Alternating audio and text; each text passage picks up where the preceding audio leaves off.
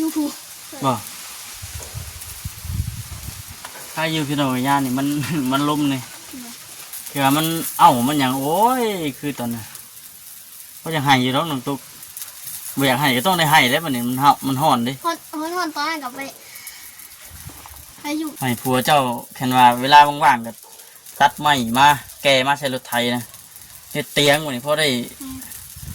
บนใดมันห่มก็หามไปนั่งอยู่บนมันห่มมันหยังเด้อบอกผัวเจ้านะชื่อเด็กตะปูจัก10,000นี่ก็ได้สีเฮ็ดไว้ยามไม่นั่นอยู่เด้เวลาเจ้าได้ลูกได้หยังแล้วเฮ็ดผู้ดีบ่สมมุติตามประมาณซ้ำนี้ก็ได้นะ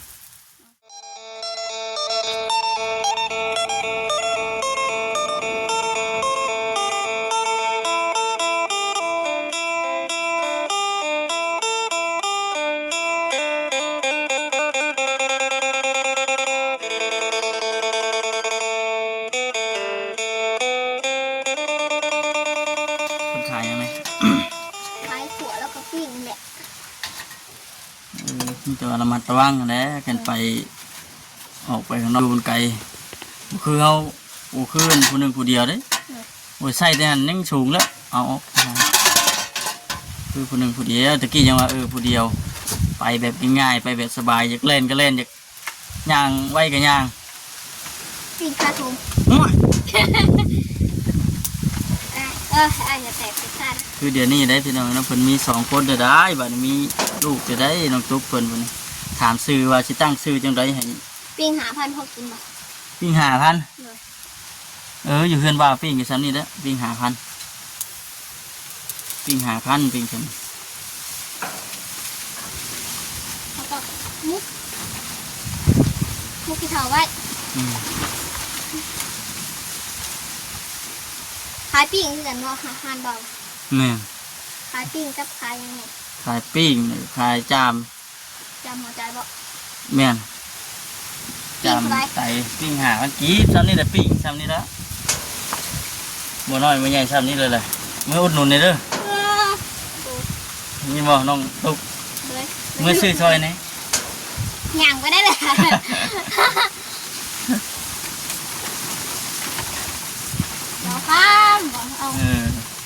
เอาปิ้งมาให้กินเด้อไปอยู่บ่เนาะเคยไปอยู่บ่รักษา15ทางลงแกงกอกพูดแล้วคือไกลแหละไกลบ่เลยว่าอยู่บ้านโคกป่ะจ๊ะบ่คำเหมือนคนมันโคกได้เนี่ย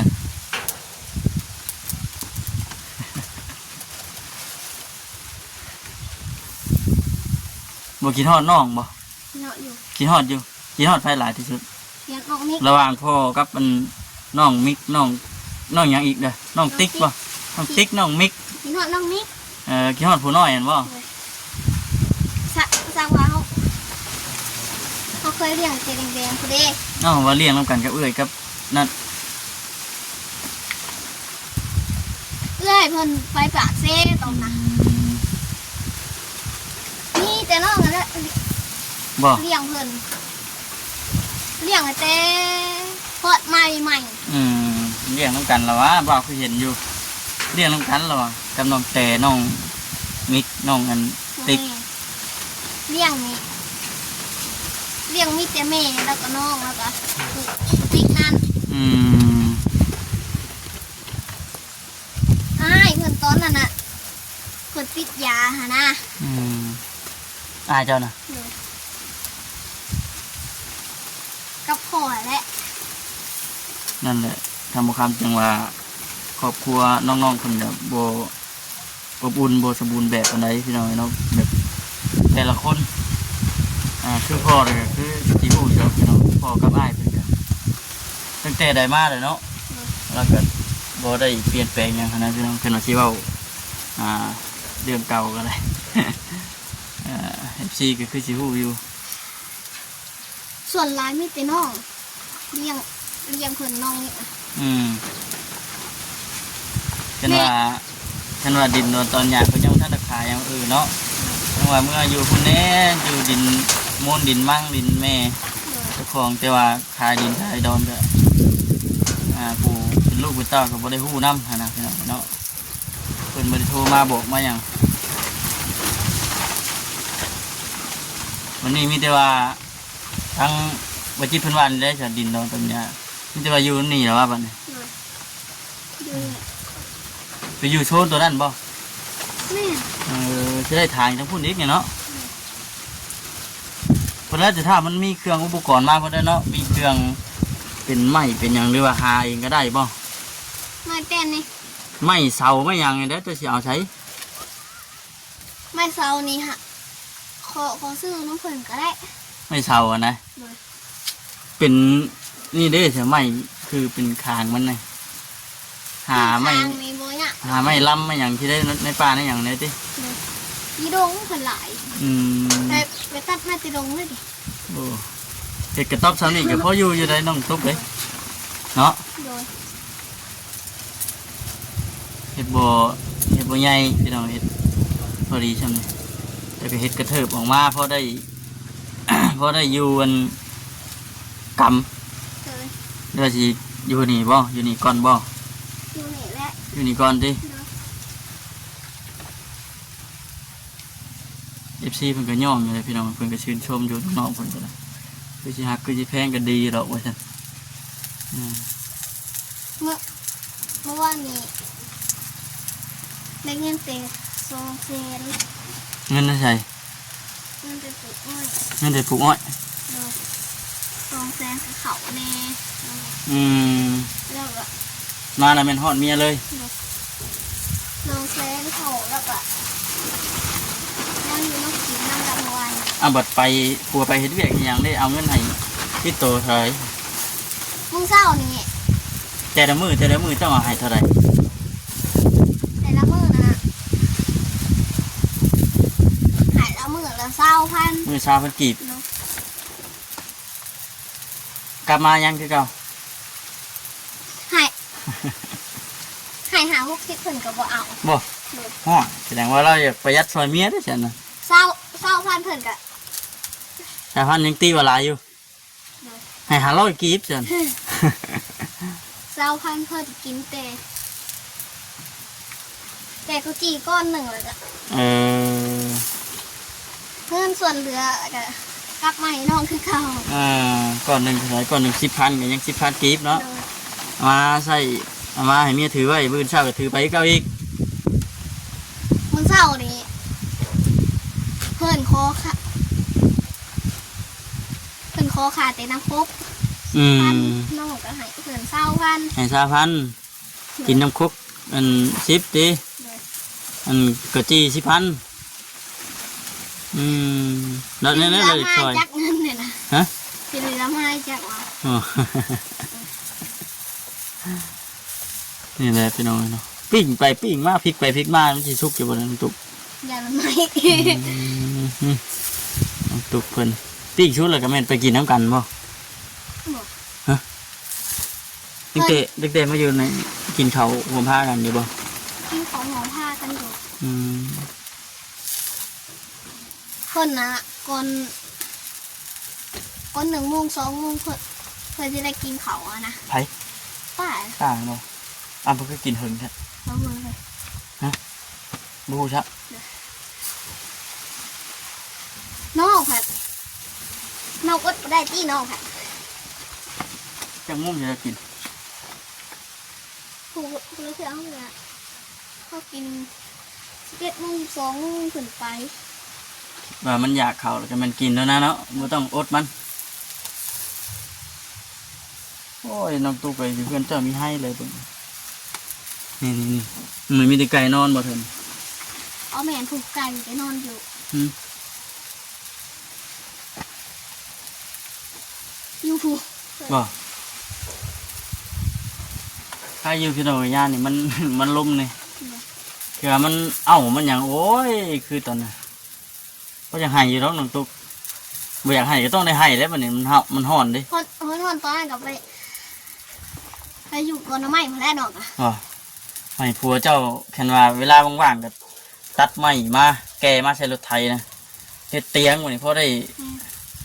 บนใดมันห่มก็หามไปนั่งอยู่บนมันห่มมันหยังเด้อบอกผัวเจ้านะ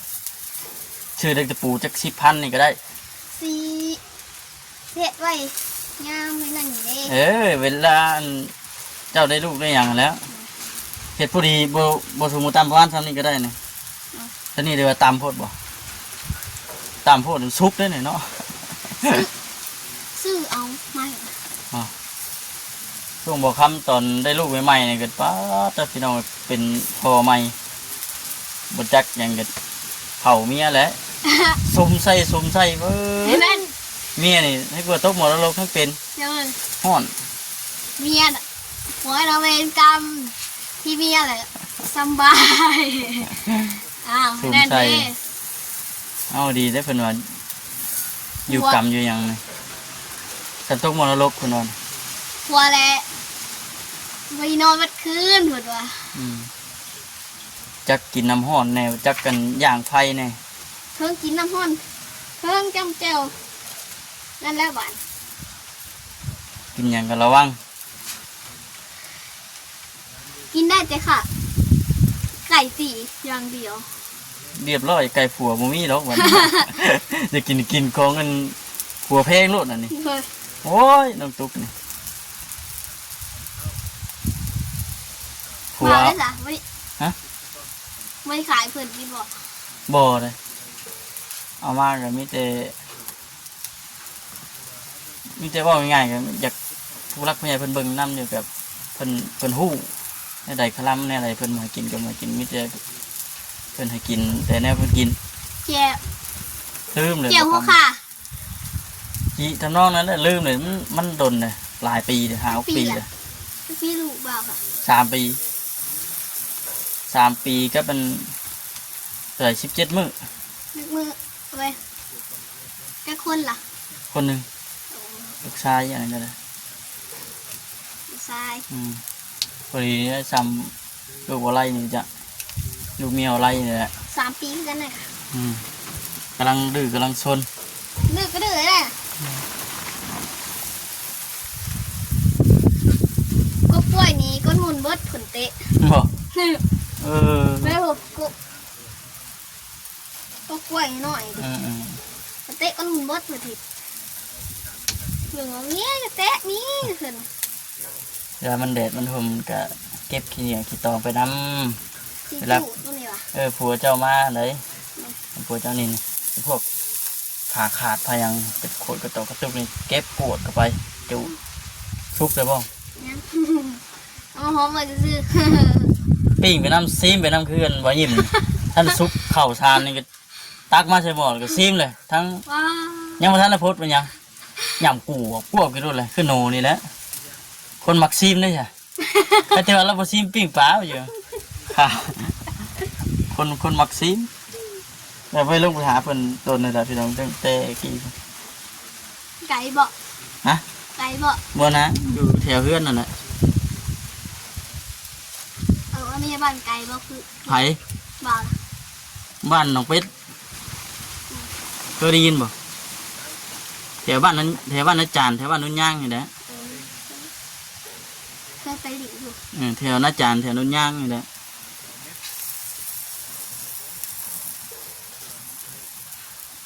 บ่าวแหละคนบ้านนั่นบ่บ่าวแหละคนบ้านนี่ก็บ่าววัง คนบ้านโคก คนบ้านโคกแต่ไปเอาเมียอยู่บ้านน้องเป็ด แต่ไปอยู่น้ำเมีย อยู่น้ำเมีย มันเกี่ยวเขาก็ล่ะ เกี่ยวอยู่แต่ว่าอันอยู่ทุ่งใกล้เฮือนน่ะแล้วทุ่งติดเฮือนอยู่น้ำเมียว่าบ่จิตเพิ่นอยู่น้ำพ่อกับแม่ พี่น้องกันบอก อ้ายกับน้อง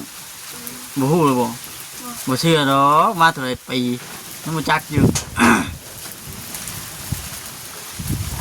เพิ่นมีเจโอ้ว่ะน้องถามคนละคืนเพิ่นบอกว่าคนรู้จักเพิ่นเหรอ ไผ บ่าวนั่นแหละ คนรู้จักแค่คนรู้จักแค่ชื่อ โน้ย อ้ายกับน้องเพิ่นเป็นอ้ายบ่าวเป็นน้องเพิ่น 2 คนเท่านี้บ่ 5 คนพุ่นมีแต่ทึกเบิด ก็เป็นหน้าเฮาเนาะซะ มีแต่ชายทึกเบิด นี่โว้ย มีแต่บ่าวเนี่ยเป็นคนสุดท้องหมู่ลูกหลา แห้งได้ขนม ฮะ เสียเลย โอ้ ใส่ แน่นอนนะ บอกได้สะ เสียกันแล้ว30 ล้านไปแล้ว ความโมมีบอก คำ2คำบาทหนึ่งนะ บาทหนึ่ง คำบาทหนึ่ง น้อง2 บาท เธอได้แล้วบ่ ยังเตะ ขอเลยบ่ฉัน โตแล้ว อย่างนี้เจ้าก็จะได้เสียกันแล้วนี่น้ำทองจากว่าบักเธอคือกันนะ โอ้ย ฮะ แวน ฮะ มีนั่น เนาะผู้หญิงเนาะ เลย ลูกสาวพี่น้องโอ้ยเพิ่นสิได้ขะดอง ขะดอง เพิ่นสิได้ขะดองเด้แม่บ่ได้ขะดองก็เอาน้ำลูกได้บัดนี้เนาะนั่นแหละน้องตัวก็มีแต่ว่าเป็นกำลังใจให้นั่นแหละอดทนสู้ทนไปช่วงมันลำบากกันแล้วเห็นมันด่านหูดังอยู่เนาะช่วงมันลำบากก็อดทนไป น้ำมันหลายดีเด้ น้องเหมือนไก่พันธุ์บ่ ไก่ตี บ่ อืม ไผเป็นผู้มัก เจ้าของห้าง อืม เสร็จได้ห้างคนน่ะ มา